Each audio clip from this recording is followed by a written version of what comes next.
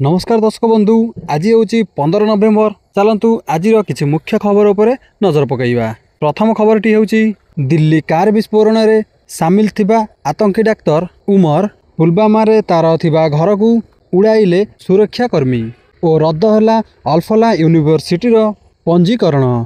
परवर्ती खबरटी हूँ नुआपड़ा बीजेपी बहुमात्रा विजय हासिल करिछि। बापा राजेंद्र ढोलकिया रेकर्ड भांगिले पुओ जय ढोलकिया।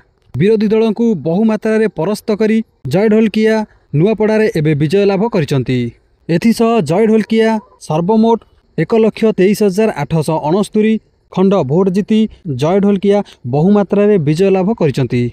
परवर्ती खबरटी होउची नुआपड़ा बीजेपी सर्वमोट 1,23,869 खंड भोट पाई विजय लाभ करिछि। आ द्वितीय स्थान रे अछि कांग्रेस सर्वमोट 40,121 खंड भोट पाई द्वितीय स्थान रे रहिथिबा बेले बीजेडी 38,408 खंड भोट पाई तृतीय स्थान रे रहिछि।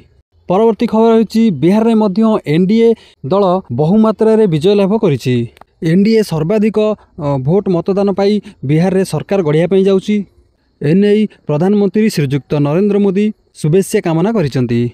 परवर्ती खबर होउछि बीजेपी रो विजय परे कांग्रेस प्रार्थी घसीराम माझी कहिले माटीर मनीष को चिन्हि पारिलेनी माटी लोक समस्ते टंकारे किणा होई गले। आम पाखरे टंकार अभाव रहिला, आमे टंका बांटी पारिलु नाही।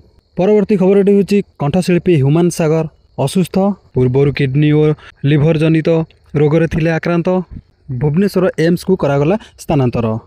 परवर्ती खबरटी होछि धरा पड़िला बेआईन बाली चालाण, गोड़ाई गोड़ाई धरिला खनिज अधिकारी।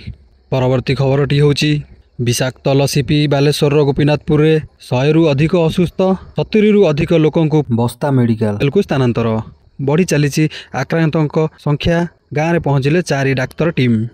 परवर्ती खबरटी होछि महाराष्ट्र पुणे ठारे बड़ धरणर सड़क दुर्घटना। गोटे मालबोझई ट्रक 6 गाड़ी को धक्का मारिला, जहाँफल 8 जनकर मृत्यु होइथिबा बेले जलीगला अनेक गाड़ी। परवर्ती खबरटी होछि भारत और दक्षिण आफ्रिका टेस्ट आरंभ। कोलकातार इडेन गार्डन स्टेडियम रे खेला जीवो मैच। रेकर्ड कहूँ 15 वर्ष भितर भारत में कौन भी मैच जीतिनी दक्षिण आफ्रिका। परवर्ती खबरटी होछि ओडिशा रे शीतर प्रभाव बढ़िबार लागिछि। विशेषकर कोरापुट रे शीतर प्रभाव सर्वाधिक देखिबा पई मिलिछि। परवर्ती खबर होछि पुणी बढ़िला सुना और रूपा दरदाम। 2 दिन रे सुनार दाम 4,000 टंका रे पहुंचीथिबा बेले रूपा 5,000 टंका रे पहुंचीछि। एही भली 24 कैरेट सुना 10 ग्राम प्रति 1,25,550 टंका थिबा बेले 22 कैरेट सुना 10 ग्राम प्रति 1,15,050 टंका बढ़िछि। परवर्ती खबरटी होछि डिसेम्बर 7 रे आउथरे हेबो एएसओ परीक्षा।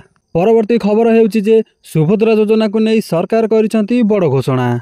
जो माने बैंक रे डीबीटी लिंक करथिले सेमानकर डीबीटी लिंक टी फेलुअर हेछि, तेणु करी सेमाने आउथरे बैंक को जाई ताकर डीबीटी को चेक करंतु। जदि लिंक नहीं ताहले आउथरे लिंक करंतु।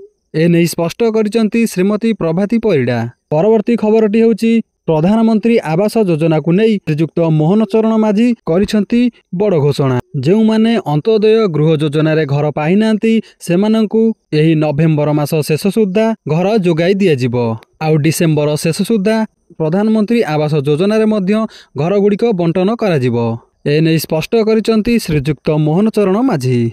परवर्ती खबरटी होछि पीएम किसान योजना को नहीं पीएम किसान रो 21तम किस्तीटी एई नवेम्बर मास शेष सुद्धा चाषी अकाउंट को डीबीटी माध्यम रे सीधा सड़क पठाई दिया जिवो। आ जो माने पीएम किसान रे ए पर्यंत पैसा पाई नांती सेमाने भी जदि ताकर डॉक्यूमेंट गुड़िक ठीक ठाक करिथिबे ताहले एककालीन सेमानकु मध्य टंकाटी मिली जिबार संभावना अछि। ताले दर्शक बंधु एई थिला किछि मुख्य खबर। जदि वीडियोटी भलो लागि थाए लाइक करंतु, शेयर करंतु। जदि चैनल को नुआ करी आछंती चैनल को सब्सक्राइब करी पाखरे थिया बेल आइकन को प्रेस करंतु। रहउची जय जगन्नाथ।